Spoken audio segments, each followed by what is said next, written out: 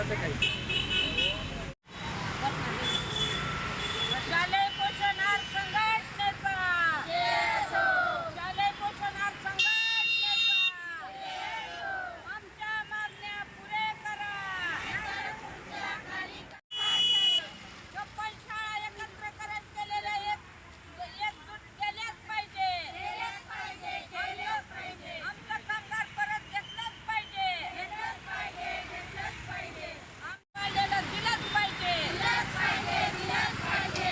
2023 ला 5 जुलैला 1000 मानधन वाढलेलं दिलंच पाहिजे. अहो, ह्या सरकारला लाज कशी नाही? या सरकारला लाज कशी नाही? वाढलेलं दिलंच पाहिजे. 2023 ला 5 जुलैला 1000 मानधन वाढलेलं दिलंच पाहिजे. अहो, ह्या सरकारला लाज कशी नाही? या सरकारला लाज कशी नाही? रुपयाचा कडीपत्ता. रुपयाचा कडीपत्ता. लाल टमाटर शिखरावर. लाल टमाटर शिखरावर. अहो, आमच्या मागण्या पुरे करा. आमच्या मागण्या पुरे करा. माझं नाव विद्यासागर बाबूराव लोखंडे, तालुका तुळजापूर शालेय पोषणाहार तालुका अध्यक्ष. या वतीनं मी 4 शब्द शालेय पोषणाहारबद्दल बोलतो. मुख्यमंत्री साहेबाला माझं नम्रतेची विनंती आहे, लाडक्या बहिणीला तुम्ही जर 2,500 रुपये वाढवू शकता तर माझ्या ह्या शालेय पोषणाहार महिलाला का तुम्ही पैसे देऊ शकत नाही? दादा भुशाला निवेदन दिलं, दीपक केसरकरला निवेदन दिलं, द्याचं कुठवर आम्ही निवेदन?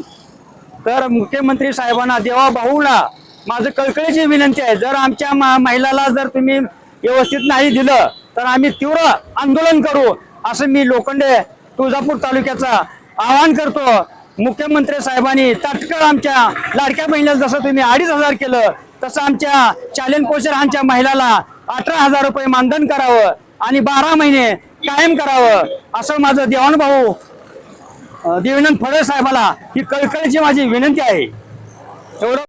मी सुरेश विठ्ठल लाहिगुडे, भूमता धाराशिव जिल्हा सचिव या नात्याने सरकारला एवढंच विनंती करेल की बाबा, ज्या वेळेस यांनी 1,000 रुपयाची मागणी केली ती आम्ही, आणि यांनी मंजूर केलं की 1,000 रुपये तुम्हाला देऊ, परंतु 2 वर्ष झाले यांनी 1ही रुपया आम्हाला त्या 1,000 मधला दिलेला नाही. तरी या सरकारनं आमची दखल घेऊन प्रथमतः त्यांनी 1,000ची आमची जी मागणी मान्य केली आहे ती मागणी पूर्ण करावी. तर तसेच आम्हाला या 83 रुपयावर कसलीही रोजंदारी परवडत नाही. तरी सरकारने आम्हाला कमीत कमी 18,000 मानधन या सरकारने द्यावं ही प्रथमतः त्यांच्याकडे विनंती आहे. तसेच जो आम्हाला जे महिलांना जे महिलांवर जे अन्याय अत्याचार होतोय त्यांना सुद्धा आळा बंदा त्यांनी घातला पाहिजे, असं मी त्यांना सूचित करतो. एवढं बोलून मी